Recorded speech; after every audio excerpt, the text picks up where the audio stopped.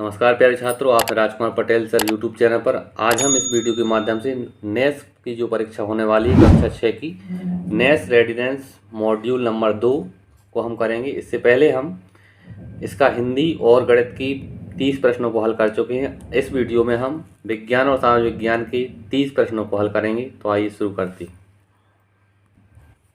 प्रश्न क्रमांक 31वां है, सीमा ने अपने बगीचे की कुछ जगह को साफ करने के लिए खरपतवार के पौधे को उखाड़ने की कोशिश की। बहुत जोर लगाने के बाद वह पौधे को जड़ से उखाड़ने में सफल रही, लेकिन मिट्टी जड़ों से चिपकी मिली।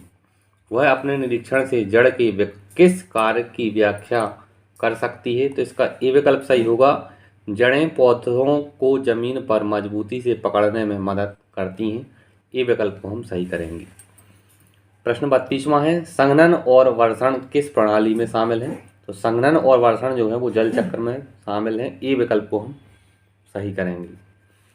प्रश्न क्रमांक 33वां है, सीमा को सड़क पर एक गिरा हुआ पेड़ मिलता है, उसे क्या करना चाहिए? इसका डी विकल्प सही होगा। गिरे हुए पेड़ के बारे में स्थानीय अधिकारियों को सूचित करें। 34वां प्रश्न है, ट्रैफिक लाइटें सड़कों के चौराहों पर लगाई जाती हैं। ट्रैफिक लाइटों का प्राथमिक कार्य क्या है? इसका उत्तर है सी विकल्प सही है। इसका यातायात को व्यवस्थित करना तथा लोगों की सुरक्षा सुनिश्चित करना। प्रश्न क्रमांक 35वां है, यदि कीटनाशकों के उपयोग के कारण चूहों की जनसंख्या में कमी आ जाए तो वन पारिस्थितिकी तंत्र में उल्लुओं की जनसंख्या पर क्या प्रभाव पड़ेगा? इसका सी विकल्प सही होगा। उल्लुओं की जनसंख्या घट जाएगी। प्रश्न क्रमांक 36वां है, निम्नलिखित में से कौन सा व्यवहार पर्यावरणीय स्थिरता को बढ़ावा देता है?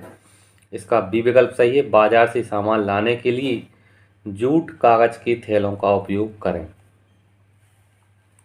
प्रश्न क्रमांक 37वां है, समुद्र में मछली पकड़ने वाले मछुआरों ने देखा कि पिछले कुछ वर्षों से पहले की तुलना में कम मछलियां पकड़ पा रहे हैं। इस समस्या का स्थायी समाधान क्या हो सकता है? इसका ए विकल्प सही करेंगे हम। अधिक कुशल मछली पकड़ने की तकनीकें अपनाना। प्रश्न क्रमांक 38वां है, एक बच्चा खांसते समय अपने मुंह रुमाल से ढक लेता है, वह ऐसा क्यों करता है? इसका सी विकल्प सही होगा। दूसरों तक कीटाणु फैलने से बचाने के लिए। 39वां प्रश्न है, यदि आपके पिता की बहन अपनी बेटी के साथ आपके घर आती है तो उसकी बेटी और आपके बीच क्या रिश्ता होगा? तो वह बहन होगी हमारी। डी विकल्प सही होगा, क्योंकि बुआ की लड़की, पिता की बहन बुआ और बुआ की लड़की जो है वो हमारी बहन कहलाती है।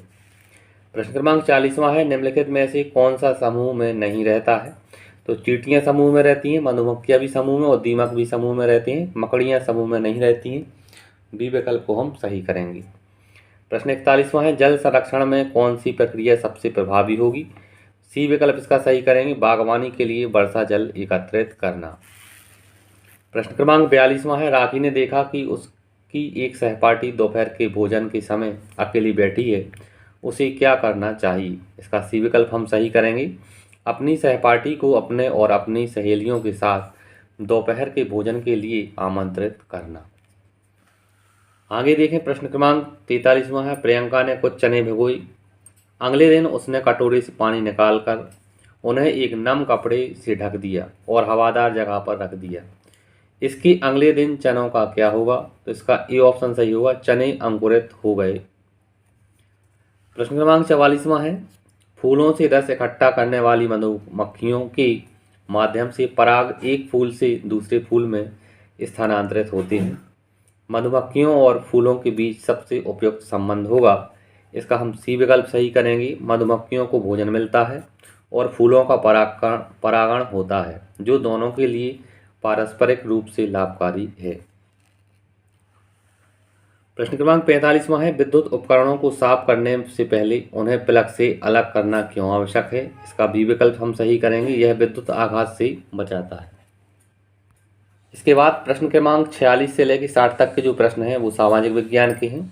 इसके पहले हमने अभी विज्ञान के प्रश्नों को किया।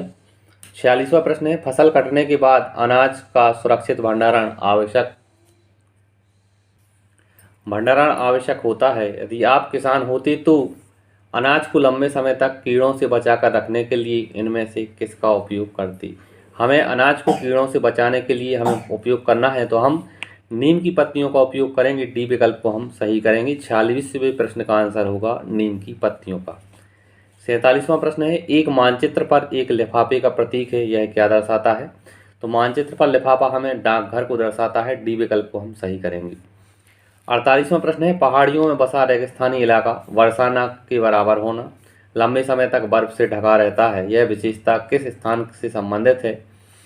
तो यहाँ रेगिस्तानी इलाका जहाँ वर्षा नहीं होती है, लंबे समय तक बर्फ से ढका रहता है, यह विशेषता लद्दाख की है, बी विकल्प को हम सही करेंगे।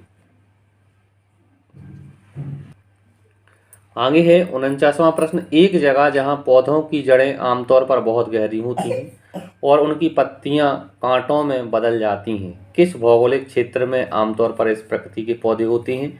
तो यह रेगिस्तान में होते हैं। रेगिस्तान के पौधों की जो जड़ें हैं वो गहराई तक होती हैं और पत्तियां जो है कांटों में बदल जाती हैं। 50वां प्रश्न है, रेलवे टिकट से हमें जानकारी मिलती है। तो रेलवे टिकट से हमें ट्रेन का नंबर, यात्रा करने की तारीख, डिब्बे व सीट का नंबर, उपयुक्त सभी जानकारी मिलती है, डी विकल्प को हम सही करेंगे। 51वें नंबर का प्रश्न है, एक परिवार अपने बिजली के उपयोग के लिए अक्षय ऊर्जा लगाना चाहता है। उन्होंने बिजली पैदा करने के लिए अपनी छत पर पैनलों का एक सेट लगाया। इन पैनलों द्वारा बिजली पैदा करने के लिए किस प्राकृतिक संसाधन का उपयोग किया जा सकता है? इसका हम बी विकल्प सही करेंगे, सूरज की रोशनी, बी विकल्प इसका सही है। प्रश्न 52वां है, भारत के विभिन्न क्षेत्रों में बिहू, गुड़ी पड़वा, वैसाखी और पोंगल जैसे त्यौहार मनाए जाते हैं। इन चार त्योहारों में क्या समानता है? तो इसका डी विकल्प हम सही करेंगे, ये सभी कृषि से संबंधित हैं। ये सब जो त्यौहार हैं, बिहू, गुड़ी पड़वा और वैसाखी और पोंगल, ये सब कृषि से संबंधित हैं। आगे है 53 नंबर का प्रश्न, यदि आप आज रात आसमान की ओर देखते हैं और एक बड़ा गोल पूर्ण चंद्रमा देखते हैं तो आपको क्या लगता है कि आप लगभग एक सप्ताह बाद क्या देखेंगे? तो अभी वर्तमान में अगर पूरा चंद्रमा हमें दिखाई दे रहा है तो एक सप्ताह बाद हमें आधा चंद्रमा दिखेगा, सी विकल्प को हम सही करेंगे, आधा चांद। 54 नंबर का प्रश्न है, जल की कमी वाले क्षेत्रों में मनुष्यों और प्राकृतिक पर्यावरण के बीच क्या संबंध देखे जा सकते हैं? इसका हम ए विकल्प सही करेंगे कि वनों की कटाई को बढ़ावा दिया जाता है। 55 नंबर का प्रश्न है, सूर्य ग्रहण क्यों होता है? तो सूर्य ग्रहण जो होता है वो सूर्य व पृथ्वी के बीच चंद्रमा के आने के कारण सूर्य ग्रहण होता है। प्रश्न क्रमांक 56वां है, निम्नलिखित में से कौन सा पेशा भारत में प्राकृतिक पर्यावरण में सबसे अधिक प्रभावित है? तो इसमें कृषि जो है भारत में सबसे अधिक पर्यावरण पर प्राकृतिक रूप से प्रभावित होता है। प्रश्न क्रमांक 57वां है, सोनम 18 वर्ष की आयु पूर्ण कर चुकी है, उसे अब कौन सा अधिकार प्राप्त होगा? शिक्षा का अधिकार, विदेश में घूमने का अधिकार, संपत्ति का अधिकार या फिर वयस्क मताधिकार? तो इसका डी विकल्प सही होगा, वयस्क मताधिकार। 58 नंबर का प्रश्न है, एक कमरे में बेकरी उद्योग है जिसमें बिस्किट, क्रीम रोल व पैटिस बनती है।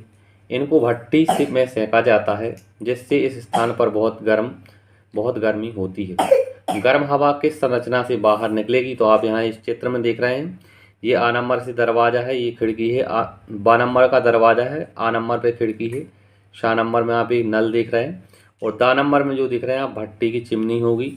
हम डी ऑप्शन में लिखा है जो संरचना दा से जो है यहाँ गर्म हवा बाहर निकलेगी। प्रश्न क्रमांक 59वां है, जून माह में सूरज की किरणें किस रेखा पर सीधी पड़ती हैं? तो जून माह में सूरज की किरणें कर्क रेखा पर सीधी पड़ती हैं, सी विकल्प इसका सही है। 60वां प्रश्न है, मानचित्र में चिन्हांकित क्षेत्र किस राज्य का भूभाग है? तो आप ये मानचित्र देख रहे हैं, भारत का ये मैप है और ये जो आप क्षेत्र देख रहे हैं, ये ब्लैक काला काला क्षेत्र जो है ये अरुणाचल प्रदेश को हमें दर्शा रहा है, तो हम यहाँ बी विकल्प को सही करेंगे, अरुणाचल प्रदेश। इस तरह से प्यारे छात्रों, इस वीडियो के माध्यम से हमने नेस रेडिनेंस मॉड्यूल नंबर 2 की विज्ञान और सामाजिक विज्ञान के 15-15 प्रश्नों को हल किया। इससे पहले हम गणित और हिंदी के 15-15 प्रश्नों का हल डाल चुके हैं, तो आप प्लेलिस्ट पर जाकर उन्हें देख सकते हैं। धन्यवाद, जय हिंद, वंदे मातरम। अगर वीडियो अच्छा लगा है तो लाइक और शेयर करना ना भूलें।